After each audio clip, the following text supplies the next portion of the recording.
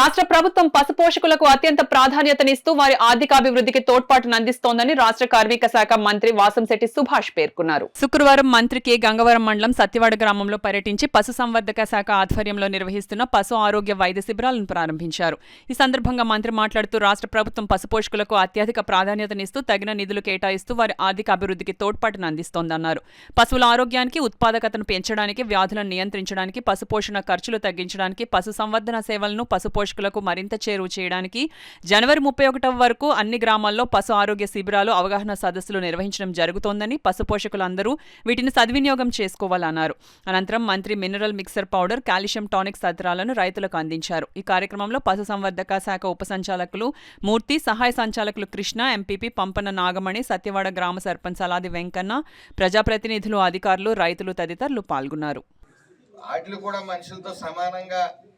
ప్రాధాన్యత ఇస్తున్న గవర్నమెంట్ ఏమైనా ఉందంటే ఈ ఎన్డీఏ కూటమిది కాదు, సగౌరవంగా మనం చెప్పుకోవచ్చు. అలాగే ఈ పశు వైద్య చికిత్సలు, గర్భకోశ వ్యాధులు కానీ, అలాగే వ్యాధి నిరోధక టీకాలు కానీ,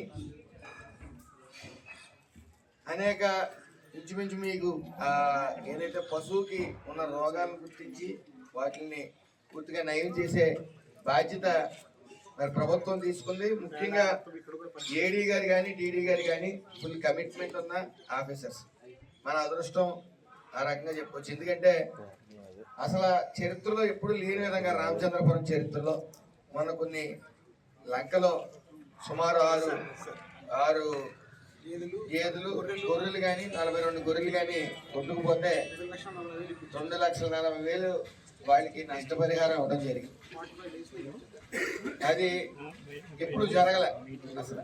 అలాంటిది ఈ రోజున ముఖ్యంగా రైతులు అశ్రద్ధ వహించడం మాత్రం తీవ్రంగా నష్టపోతారు. గవర్నమెంట్ కొన్ని కోట్లు ఖర్చు పెట్టి రైతులకి ఏదో సహాయం చేయాలని చెప్పి చూస్తున్నారు. కాబట్టి ఎందుకంటే మన దగ్గర ఉన్న పశువులన్నీ కూడా మినిమం 5 నుంచి 6, 7 లీటర్లు, అలాగే కొద్దిగా అట్లా పైకి వెళ్తే మండపేట అభివృద్ధి పొందాలనే ముఖ్య ఉద్దేశంతో గవర్నమెంట్ వారు ఈ యొక్క ఆలోచన చేపట్టారు. అలాగే ఎవరైనా సరే ఇంకా గేదెలు మేపుకోవాలి, గేదెలు మెయింటైన్ చేయాలి అనే వాళ్ళు ఎవరైనా ఉంటే వాళ్ళకి గవర్నమెంట్ ద్వారా మేము అంటే మా డిపార్ట్మెంట్ తరఫున మేము పర్సనల్గా ఇన్వాల్వ్ అయ్యి మీకు 5 గేదెలు 10 గేదెలు ఇప్పించడానికి సిద్ధంగా ఉన్నాం. ఎందుకంటే 5 గేదెలు 10 గేదెలు తీసుకుంటే 5 లక్షలు 10 లక్షలు.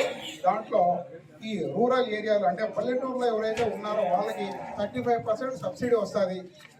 అలాగే అర్బన్ అంటే రామచంద్రపురం మున్సిపాలిటీ ఉందనుకో వాళ్ళకి కేవలము 25% వస్తుంది.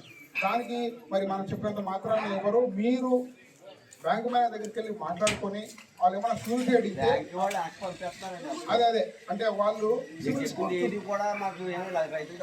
సిబిల్ స్కోరు అని ఉంటుందండి, అది బాగుంటే మాత్రం తప్పకుండా ఇస్తున్నారు.